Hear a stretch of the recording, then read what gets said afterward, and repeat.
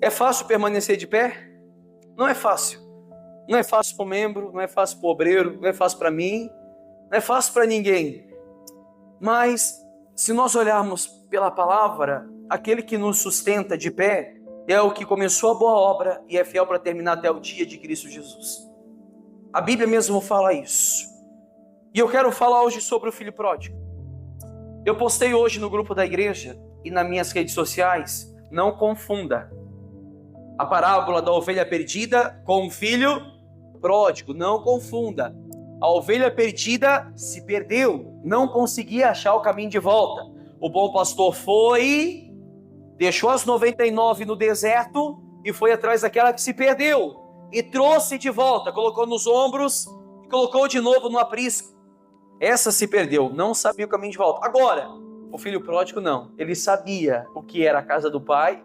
Ele sabia o que ele tinha estando na casa do pai. O que ele recebia estando na presença do pai. Mas mesmo assim, com rebeldia, ele vai, deixa o pai e vai experimentar do mundo. O pai foi atrás? Não foi. Mas na ovelha perdida, o bom pastor foi atrás. Que diferença é essa? Alguém que se perdeu, não consegue mais voltar. Pastor, eu caí, eu não tenho mais força para voltar, eu quero voltar. Eu tenho desejo de voltar. Há pessoas na igreja assim, que talvez estão sentadas no banco, mas estão longe de Deus. Estão muito afastadas dele. Mas há aqueles que são filhos pródigos. Aqueles que saem por rebeldia. Não aguentam mais isso daqui, experimentam do mundo. Começam praticamente a se beneficiar dos seus pecados, da vontade da carne, como diz a própria palavra de Deus, na concupiscência do seu próprio coração. Olha o que diz Lucas 15:11. Eu vou ler, depois eu vou explicar. O cabeçalho diz assim, tá dando para ouvir legal aí atrás? A parábola do filho pródigo. Jesus começa a falar assim, olha como é forte isso aqui. Talvez é uma das parábolas mais conhecidas, mas você talvez não conhece o real significado dela. Diz assim, e disse, um certo homem tinha 2 filhos, e o mais moço deles tinha ao pai. Olha, disse ao pai, pai, dai minha parte da fazenda, ou da minha herança que me pertence. E ele repartiu por eles a fazenda. E poucos dias depois, algo interessante aqui, que não na mesma hora que ele recebeu a herança, mas dias depois, o filho mais novo, ajuntando tudo, partiu para uma terra longínqua, ou seja, uma terra muito longe. E ali se desperdiçou a sua fazenda, vivendo dissolutamente, ou seja, em pecado. E havendo ele gastado tudo, houve naquela terra uma grande fome, e começou a padecer necessidades.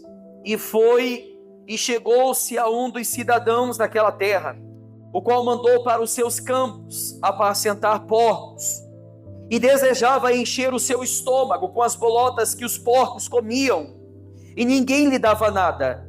E caindo em si, o que ele fez? 17.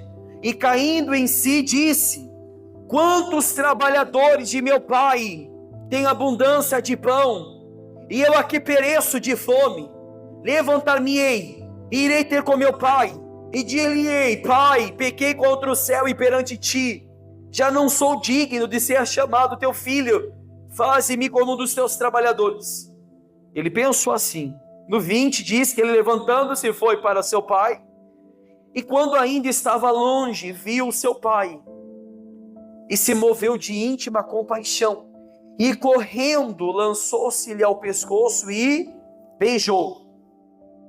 E o filho disse, pai, pequei contra o céu e perante ti, e já não sou digno de ser chamado teu filho. Mas o pai disse aos seus servos, trazei depressa a melhor roupa e vestilho, e ponde-lhe um anel na mão e sandálias nos pés, e trazei o bezerro cevado e matai-o, e comamos e alegramos, porque esse meu filho estava morto e reviveu, tinha se perdido e foi achado.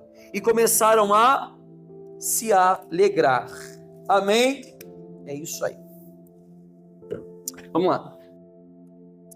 A parábola do filho pródigo, ela A parábola do filho pródigo, ela mostra a história de um jovem, de um moço, que decidiu largar tudo para viver a sua vida e colocar em prática os seus desejos e os seus próprios interesses. Um rapaz jovem, um rapaz moço, que decidiu largar tudo, largar a casa, largar o pai, largar a família, largar o aconchego que ele tinha na casa do pai, para praticar os seus desejos e os seus próprios interesses.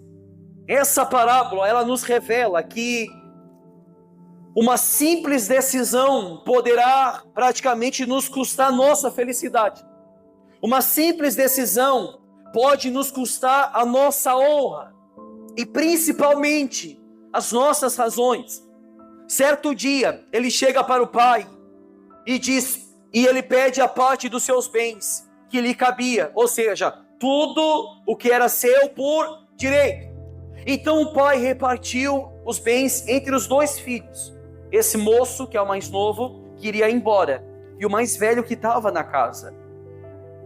A parábola mostra que esse moço, dias depois, tomou tudo que era seu e partiu para uma terra muito longe. Olha o que a palavra fala. Esse filho pegou tudo que era dele, a herança, o dinheiro, a parte da fazenda, e a Bíblia diz que ele foi para uma terra muito longe. A palavra teve todo o cuidado de mostrar que o filho de fato ficou muito longe do pai, muito longe. Ali ele viveu uma vida de pecado e prazeres. Ali ele viveu as suas delícias, as suas imaginações do coração. A Bíblia diz logo a mais que ele se prostituiu com meretrizes e todo tipo de imundícia que alguém pudesse realizar estando no mundo. Pensa comigo, uma pessoa que era pura, uma pessoa que era praticamente, porque a parábola revela que esse pai era Deus, e o filho pródigo é um filho de Deus, que estando dentro da igreja procurou conhecer o que é o mundo, pegou tudo que tinha, foi embora, muito longe, ficou muito longe do pai. Quando ele foi para longe, se prostituiu com prostitutas, meretrizes, a Bíblia fala isso, começou praticamente a se deliciar nos seus costumes, ouvir a voz do seu coração. Ele fez todo tipo de imundícia que alguém pudesse realizar estando no mundo. Você sabe, você se lembra quando você era do mundo que você fazia? E hoje você sente repugnância por isso. É ou não é? Você sente nojo. Se eu falasse para você hoje assim, você tem vontade de voltar para o mundo? Você vai dizer o quê? Capaz, pastor. Jamais. Aonde eu estou é muito... Mas pessoas fizeram isso. Estando na casa do pai, foram procurar o mundo. A palavra diz que ele gastou tudo que tinha com as suas vontades, com as suas afeições. Porém, sobreveio naquele lugar uma fome muito grande. E por não ter mais nada de seus bens e dinheiro, ele começou a passar necessidade. Começou a passar necessidade. Então, o jovem procurou um dos moradores daquela terra e pediu o quê? Ajuda. Esse morador possuía uma fazenda com porcos e cedeu ao moço um serviço a fim de ele tratar os porcos. Então ele começou a passar fome, começou a passar necessidade, e andando na rua, ele encontrou um fazendeiro e falou se esse fazendeiro podia ajudar ele. O fazendeiro tinha uma fazenda de porcos. E esse fazendeiro falou assim: olha, pode ir trabalhar aqui, então você vai alimentar os porcos. Esse vai ser o seu serviço. Então o jovem que tinha tudo, tinha casa, tinha cevados, tinha honra, tinha todo o amor e principalmente, o mais importante, a presença do pai, acabou perdendo tudo isso por ter apenas ouvido a voz do seu coração. O que é que Charles Spurgeon fala? Ai de mim, o meu coração é o meu maior inimigo. A Bíblia diz assim: guardai-vos as saídas do coração, ou seja, guardar o coração, porque é dele que procede as saídas da vida. A Bíblia diz assim: enganoso acima de todas as coisas é o coração, e desesperadamente corrupto. Jeremias fala sobre isso. A maior queda do homem não começa do lado de fora, começa aqui. Tudo que alimentamos, cresce. Tudo que nós alimentamos no nosso coração, cresce. Por isso que as pessoas caem, porque elas ouvem o coração, elas alimentam no coração. Quando o diabo vai se rebelar contra Deus, não foi da noite para o dia. Ele viu que entre todos os querubins, os anjos, talvez o que ele era lá no céu, ele viu que ele se destacava. E por ser um anjo diferente ou alguém diferente, ele viu que ele tinha poderes, ele quis fazer o quê? Estar acima de Deus. A queda de alguém não começa da noite para o dia, ela começa a alimentar no coração dela todos os dias, todos os momentos. Adão e Eva, quando caem, não é da noite para o dia. Se você ler o apócrifo de Gênesis, você vai ver que o apócrifo diz que a serpente constantemente falava com Eva para ela ceder e comer o fruto. A nossa Bíblia mostra que foi de imediato, mas o apócrifo fala que a serpente ele tentava ludibriar a Eva todos os dias, colocava coisa na cabeça de Eva todos os dias. É isso que o diabo faz na nossa mente, mesmo estando dentro da igreja, mas diariamente ele coloca, como diz a própria palavra, que nós temos que estar praticamente armados contra as astutas ciladas do inimigo. A Bíblia diz que nós temos que se revestir com toda a armadura de Deus para que possamos suportar os dias maus. Efésios capítulo 6 fala sobre isso. Então o diabo é astuto, vai trabalhar na mente para jogar para o coração o desejo de pecado e fazer a gente cair. Ou seja, o jovem deixou se levar pelas suas razões e convicções, achando que distante do pai ele conseguiria sobreviver, ou talvez em suas imaginações achou que poderia ser feliz. Porém esse moço começou a passar uma dificuldade muito extrema, uma dificuldade muito grande. Ali com fome, ele tinha vontade de comer até o que os porcos comiam, a Bíblia fala, porque ninguém lhe dava nada, ninguém lhe dava comida, ninguém lhe dava atenção. Alguém que tinha muito dinheiro se tornou um cuidador de porcos e até, de falta de verdade, um andarilho. Não tinha o que comer, meu Deus do céu, não tinha mais dinheiro. Praticamente o porto seguro dele era aquele chiqueiro, ele dormia com os porcos. Pensa alguém que dormia numa cama muito boa, começou a dormir num chiqueiro de porco. Olha como a vida de alguém que deixa o pai, que deixa a casa do pai, para onde ele vai, olha o que ele se torna. Infelizmente é assim. Tem alguém que já se afastou? É fácil voltar? Não é fácil. Mas agora que voltaram, querem sair? Não querem. Porque experimentaram do chiqueiro, experimentaram dos porcos do mundo, experimentaram daquilo que é imundo, meu Deus do céu. Chegou ao ponto de tanta humilhação que a quem antes, com muito dinheiro, tinha todos ao seu redor, hoje não tem mais ninguém a quem contar. Não tinha mais o brilho no momento. Não possuía mais um ombro amigo. E apesar de tudo isso, em todas as suas circunstâncias, sempre se sentia sozinho. Você pode ver, você está no mundo rodeado de amigos, mas ainda se sentindo sozinho. Não é assim? Por mais que você está no mundo, tem pessoas aqui que iam para a balada, passava noites em balada, sentia o prazer do momento. Quando colocava a cabeça no travesseiro, meu amigo, batia aquele vazio. Era feliz por um momento. Aquela alegria, aquelas luzes, aquelas companhias, aquilo que ele via, praticamente trazia para o seu coração uma felicidade de momento. Mas quando ele ia para casa, ele sentia um vazio muito grande, porque ele sabia que aquilo não preenchia o vazio do seu coração. E a palavra diz que esse moço caindo em si, ele caiu em si. Algo interessante me chamou a atenção, que não precisou um evangelista lá evangelizar ele, não precisou um pastor lá falar com ele, não precisou um obreiro lá falar com ele, não precisou um parente, não precisou ninguém.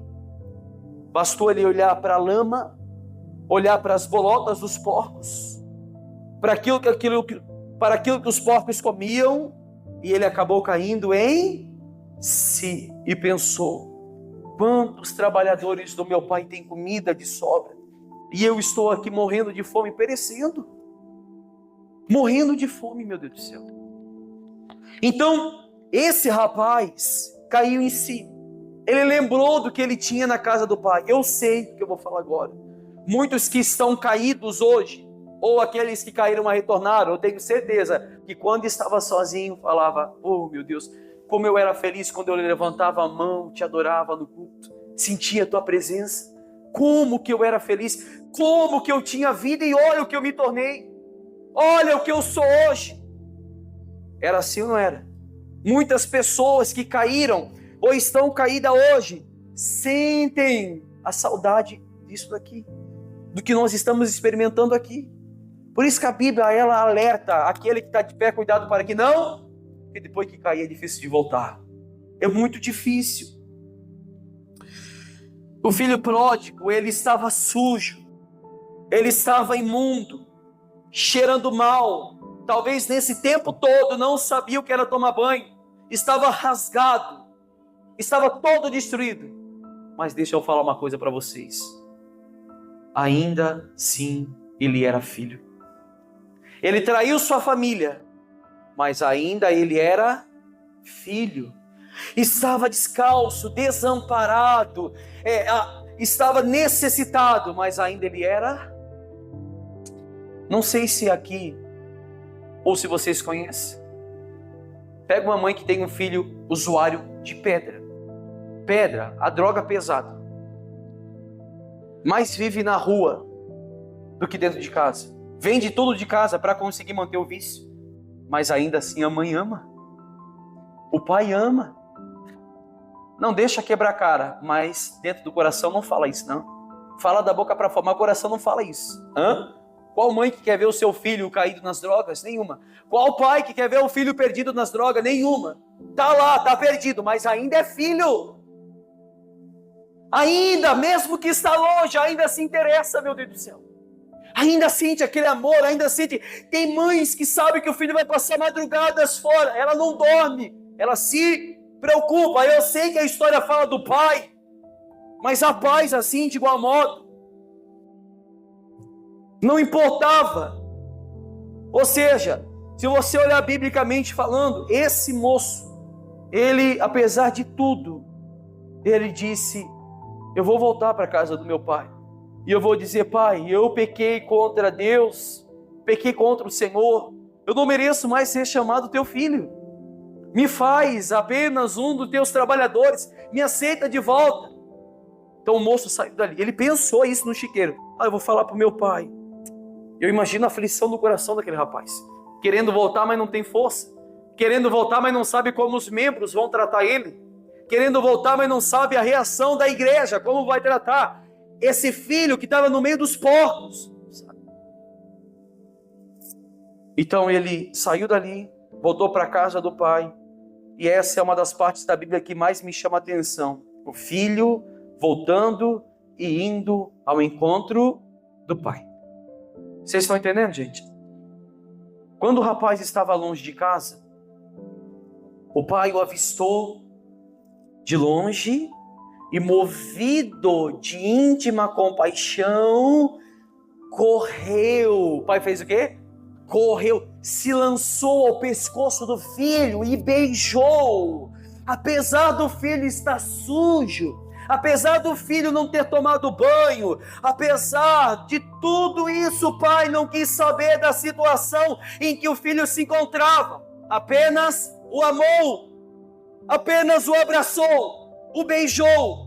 Não queria saber da situação do filho, não queria saber, falava, o pai não falava: tá vendo, eu falei para você, você vai sair de casa, vai quebrar a cara, você vai comer de tudo que é mal no mundo, e você vai voltar como um cachorrinho, com o rabinho no meio das pernas. Tem pais que falam isso para os filhos. Esse pai não fez isso. Esse pai, quando vê o filho longe, muito longe, a diferença é, o pai não ia atrás, mas o pai esperava todos os dias, ansiosamente, pela volta do filho. O filho volta, o pai corre ao encontro dele, abraça, beija, e o pai o amou. O pai não condenou, o pai não criticou o filho, não deu lição de moral no filho. Não importava o que o filho fez, não importava a sua queda, o pai só pensava em uma coisa: meu filho está de volta.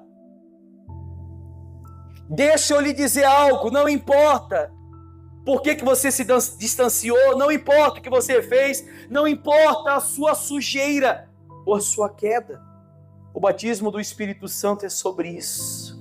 Mesmo apesar de todas as nossas falhas, o Pai sempre estará de braços abertos e faz você entender o amor de Deus, o carinho que Ele tem para com os seus. Pastor, mas isso não é uma frase meio sinergista? De o filho tomar suas escolhas? Não. Se ele esperava, ele sabia que o filho ia voltar. Às vezes Deus deixa o filho quebrar a cara mesmo. Às vezes Deus deixa o filho, é isso que você quer experimentar? Então experimenta, depois você vai ver o que era bom. Você vai ver o que você perdeu. O pai não buscou o filho, mas esperou incansavelmente, tempo necessário, até olhar para o horizonte e ver que um dia ele sentiria saudade daquilo que o filho experimentou. Não há quem um dia tenha experimentado da casa do pai e da presença do pai que não sinta saudades dele, não há. Então, o filho colocou em prática a sua oração, que o tinha decorado no chiqueiro, dizendo, olhou para o pai, no momento que o pai estava abraçado, ele disse, pai, eu pequei contra os céus, pequei contra ti, já não sou digno de ser chamado seu filho.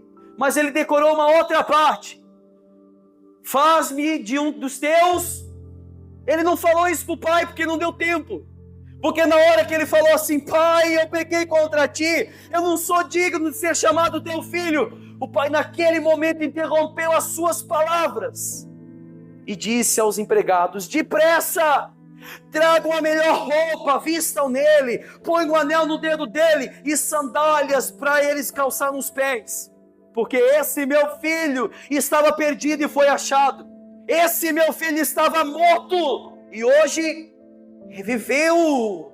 Ou seja, o filho que antes estava com tamanha humilhação, se alimentando com as bolotas dos porcos, agora é recebido com tamanha alegria do Pai. Tamanha alegria. O impressionante amor de Deus para com o pecador. O impressionante amor de Deus para com o filho que caiu. Mostra que o perdão é imediato. Não precisou de purgatório, não precisou de campanhas, não precisou de disciplina. O perdão de Deus, imediato.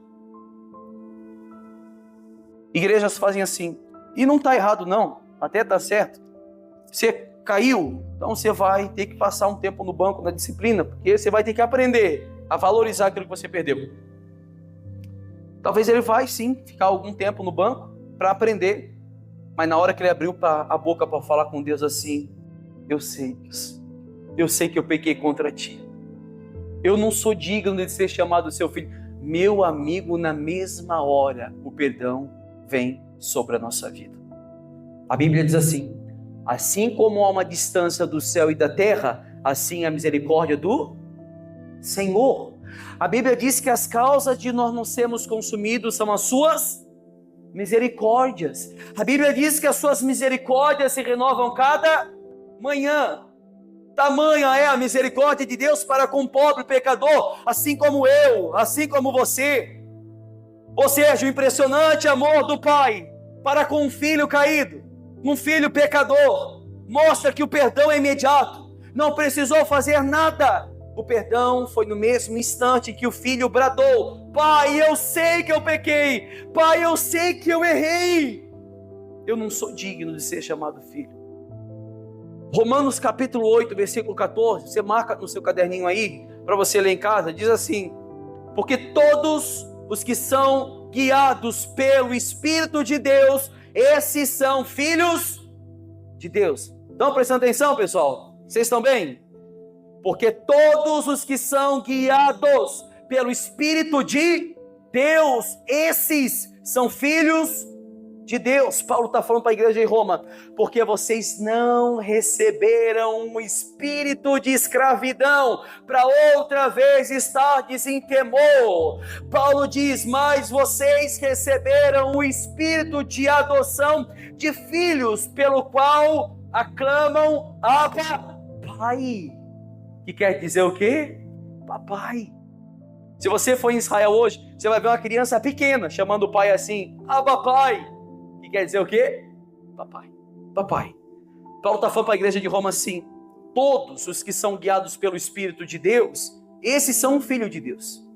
Porque vocês não receberam espírito de escravidão, para outra vez estardes em temor. Ou seja, o filho pródigo era um filho de Deus, legítimo, por mais que é de adoção, mas era considerado como filho. A Bíblia diz que esse rapaz experimentou da escravidão, mas ele não permaneceu na escravidão, mas ele recebeu o espírito de adoção, como diz a própria palavra de Deus, pelo qual clama Abba, Pai. O mesmo espírito testifica com o nosso espírito que somos filhos de Deus. Romanos capítulo 8:16 fala isso. Apesar desse jovem estar em estado de escravidão, porém a promessa seria que ele não receberia um espírito de escravidão. Deixa eu lhe dizer algo. Ainda que você tenta fugir da casa do pai, e ainda que você tenta desistir de ser filho, ele nunca vai desistir de ser pai. Isaías fala assim, pode uma mãe se esquecer de um filho que ainda mama, de forma que não se compadeça do filho do seu ventre, mas ainda que essa mãe viesse a se esquecer dele, eu todavia não me esquecerei de ti, diz o Senhor. Uma mãe consegue se esquecer de alimentar o filho? Sim ou não? Não. Deus fala assim, ainda que uma mãe se esquecesse do seu filho, eu todavia não me esquecerei de ti.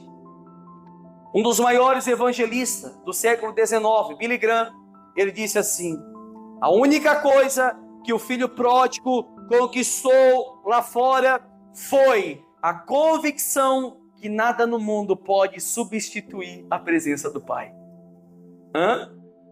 Olha o que Billy Graham fala. Ele teve a única coisa que o filho pródigo conquistou lá fora. Ele conquistou alguma coisa lá fora, mas a única coisa que ele conquistou lá fora foi a convicção que no mundo, nada no mundo pode substituir a presença do pai. Vamos observar algumas lições dessa parábola. Porque o pai não impediu o filho de ir embora e ainda assim lhe deu a sua parte da herança, contribuindo para que o filho vá. O filho vem, pede a herança. Poderia muito bem o pai, não, vou segurar um pouco. Pensa bem, filho. Será que é isso que você quer? Não. Na hora que o filho pediu, o pai fez o quê? Deu. Então por que o pai não impediu? Porque o pai, sabendo que o filho iria se dar mal, não insistiu nele para tentar mudar a cabeça do moço, para ficar em casa. Apenas não interrogou, lhe dando a sua parte. Nós sabemos que o pai, ele é representado por Deus nessa parábola. E os seus filhos se achegam diante dele sem nada. O pai é o que lhe dá tudo. Davi disse assim, o que darei eu a ti, ó Deus, por todos os benefícios que tens me dado, se tudo que eu tenho vem de ti, tudo que eu tenho vem de ti. O pai deixou o filho ir, porque ninguém tem que ficar em sua casa pelo que ele dá, mas tem que ficar pelo que ele sente pelo pai. O pai falou assim, não, tudo bem, pode ir. Você não tem que ficar na igreja pelo que Deus te dá. Você tem que ficar na igreja pelo que ele fez por você, pelo que ele é na sua vida. Por isso que você tem que permanecer. O que tem que te prender na igreja não é o que Deus te dá e nem o que ele te oferece. O que tem que te segurar na casa do pai é o que você sente por ele, o seu amor pelo pai que te salvou. Amém? Entenda uma coisa, Jesus contou a história do filho pródigo para pontuar o seguinte, não importa o que você fez, nem o quão longe do Pai você está. Apenas volte para casa, porque Ele está de braços abertos, apenas te esperando. Amém? Não importa. A Bíblia diz que esse filho estava muito longe. Não fuja do lugar de filho, não faça isso. Essa é a sua casa, esse é o seu pai. Não importa o quão longe você andou, não importa o quão sujo você está, não importa. Não importa o quão indigno você se sinta. Eu descobri, biblicamente falando, que nunca seremos dignos desse amor. O filho pródigo não era digno, nem a gente é digno. É por graça e somente por ela que esse pai não sai da varanda de casa à nossa espera. É somente pela graça. Um pai que corre ao encontro ao ver qualquer passo do filho em direção a ele. Esse é o pai. Foi isso que Jesus quis dizer. Amém? Que Deus te abençoe através dessa palavra. E se você é um filho que hoje talvez se perdeu, volte, porque Ele está de braços abertos, em nome de Jesus. Ele específico na questão sobre o filho pródigo. Vamos cantar? Muito específico. Tem aí o pendrive? Vai assim no grito. Vamos cantar ele. Tem um hino aqui que é do filho pródigo. Canta aí rapidinho pra gente. Maravilha. Fica mais aqui, seu Renz. Aqui, ó. Não, mas ele não vai saber. Vamos escutar esse hino, a gente já vai encerrar a canção. A pregação. A questão 76. Há um hino específico sobre o filho pródigo. 76. Vamos cantar o Playbook do Serra.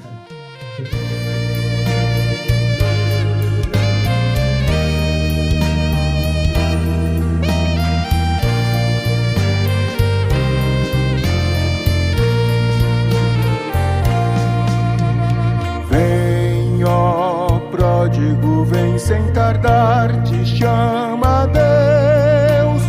Ouve-o chamando, sim, chamando a ti.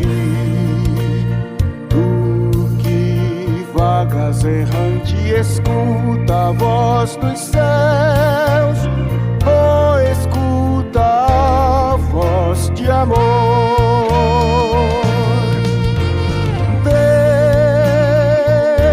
Espera por ti, perdido, pródigo vem.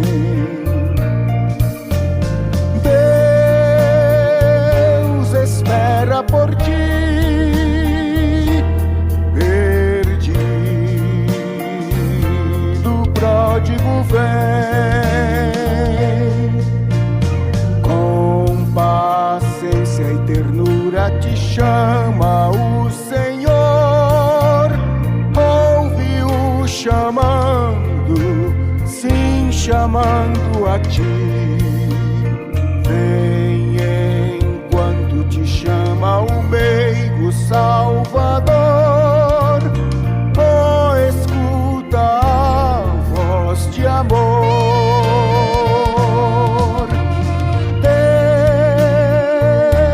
Espera por ti, perdido, pródigo vem.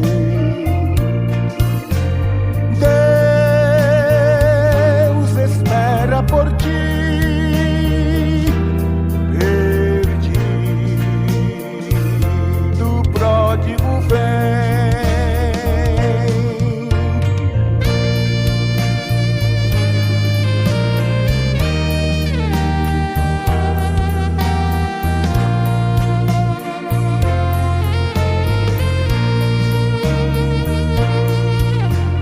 Lá na casa do Pai, abundância há de pão. Ouve-o chamando, sim, chamando a ti. Já está pronta a mesa com toda a providência.